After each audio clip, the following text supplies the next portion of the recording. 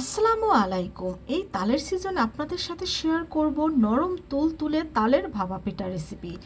তাল দিয়ে তো অনেক ধরনের পিঠা খেয়েছেন, একবার এই তালের ভাপা পিঠাটা খেয়ে দেখবেন, দেখবেন এর স্বাদ কখনো ভুলতে পারবেন না, এতটাই টেস্টি হয়ে থাকে। তো এখানে আমি একটা তাল নিয়ে নিয়েছি। তালটা কিন্তু অনেক বড় সাইজের একটা তাল ছিল।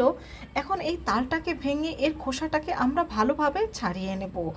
তো ভালোভাবে খোসা ছাড়ানোর পর এর থেকে আমরা এর রসটা বের করে নেব। তবে এটা কিন্তু আমি কোনোভাবে কোনো পানি ব্যবহার করব না।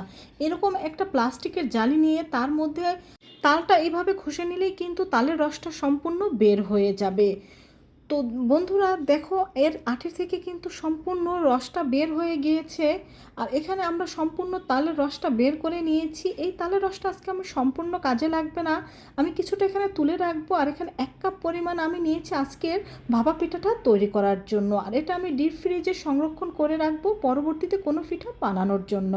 তো এখানে আমি তালের 1 কাপ পরিমাণ রস নিয়ে নিচ্ছি। আর এর মধ্যে দিয়ে দেব 1.25 কাপ পরিমাণ চিনি। চিনিটা আপনাদের পছন্দ মতো ব্যবহার করতে পারেন। সামান্য একটু লবণ দিয়ে দিচ্ছি, লবণটা অপশনাল, চাইলে বাদ দিতে পারেন। দিয়ে দিচ্ছি 1 কাপের মতো চালের গুঁড়ো ও 1/2 কাপের মতো ময়দা। ময়দার পরিবর্তে এখানে আটাও দেওয়া যাবে। দিয়ে দিচ্ছি 1 চা চামচ পরিমাণ বেকিং পাউডার। এখানে বেকিং পাউডারটা অপশনাল, চাইলে বাদ দিতে পারেন, কারণ এটা চালের গুঁড়া দেওয়ার কারণে এমনিতে অনেক বেশি সফট ও নরম তুলতুলে হবে। দিয়ে দিচ্ছি একটা ডিম। এখন এই সব উপকরণগুলোকে আমরা একসাথে মিশিয়ে নেব। এখানে কিন্তু কোনোভাবে পানিটা ব্যবহার করা যাবে না, কারণ এই চিনিটা গলে কিন্তু এটা অনেকটা নরম হয়ে যাবে। তো এটাকে আমরা ভালোভাবে মেখে নিচ্ছি। এটাকে ভালোভাবে মেখে নেওয়ার পরে এর মধ্যে আমি দিয়ে দেব 3 টেবিল চামচ পরিমাণ রেগুলার সয়াবিন তেল। এই তেলটা দিয়ে দেওয়ার পর এর সাথে এই তেলটাকেও আমি ভালোভাবে মিশিয়ে নেব। আর তেলটাকে ভালোভাবে মিশিয়ে নেওয়ার পরে এটাকে আমরা ঢেকে 1 ঘন্টার জন্য রেস্টে রেখে দেব। আর এই 1 ঘন্টা রেস্টে থাকার কারণে এর মধ্যে যে আস্ত চিনিগুলো রয়েছে ভালোভাবে গলে যাবে, এবং যে চালের গুঁড়াটা রয়েছে এটাও কিন্তু ভিজে অনেক বেশি সফট হবে। তো এখানে আমরা ফিরে আসলাম 1 ঘন্টা পরে। 1 ঘন্টা পরে আমাদের এই ব্যাটারটা একেবারে তৈরি। এখানে আমি 4টা কাপ নিয়ে নিয়েছি। আজকে এই ভাপা পিঠাগুলো আমি এই চায়ের কাপে তৈরি করে নেব। এখন এই চায়ের কাপগুলোতে ভালোভাবে তেল ব্রাশ করে নেব। এই কাপগুলোতে তেল ব্রাশ করে নেওয়ার কারণে পিঠাগুলো কিন্তু খুব সহজেই উঠে আসবে। সবগুলোতে তেল মেখে নেওয়া হয়ে গিয়েছে, আর আমাদের ব্যাটারটাও কিন্তু একেবারে পারফেক্টভাবে তৈরি। এখন এর মধ্যে আমি 1/2 কাপ পরিমাণ নারিকেল দেব। নারিকেলটা কিন্তু আগে দেওয়া যাবে না, এতে কিন্তু পানি ছেড়ে দিবে আর ব্যাটারটা অনেক পাতলা হয়ে যাবে। তাই এই সময়ে নারিকেলটা মিশিয়ে নিতে হবে। যখন আমরা কাপের মধ্যে ব্যাটারটা দিব ঠিক তার 2-3 মিনিট আগে এটাকে দিয়ে দেব। তো এখন এই কাপের মধ্যে আমরা ব্যাটারটা দিয়ে দিচ্ছি। আর এটা সম্পূর্ণ কাপ কিন্তু ভরে দেওয়া যাবে না, কাপের ঠিক অর্ধেকটা ভরে আমরা এই ব্যাটারটা দেব, কারণ পরবর্তীতে কিন্তু এটা ফুলে একেবারে ডাবল হয়ে যাবে।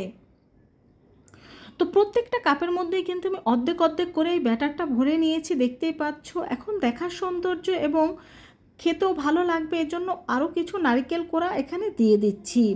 আর আগেই আমি রাইস কুকারে পানিটা ভাপে বসিয়ে দিয়েছিলাম। তো পানিটার ভাপটা সম্পূর্ণ উঠে এসেছে। এখন এর মধ্যে আমরা একটা একটা করে পিঠার কাপগুলো দিয়ে দেব। এই পিঠাগুলো আজকে আমি এই পানির ভাপেই তৈরি করে দেখাবো, কারণ ভাপা পিঠা কিন্তু পানির ভাপেই তৈরি করতে হয়। তো এটাকে আমি এখন ঢেকে দিচ্ছি, তবে এর ছিদ্রাটা কিন্তু বন্ধ করার কোনো প্রয়োজন নেই। তো বন্ধুরা দেখতেই পাচ্ছ পিঠাগুলো কিন্তু অনেকটা ফুলেছে, আর ফুলে কিন্তু উপরের অংশটা একেবারে ফেটে গিয়েছে।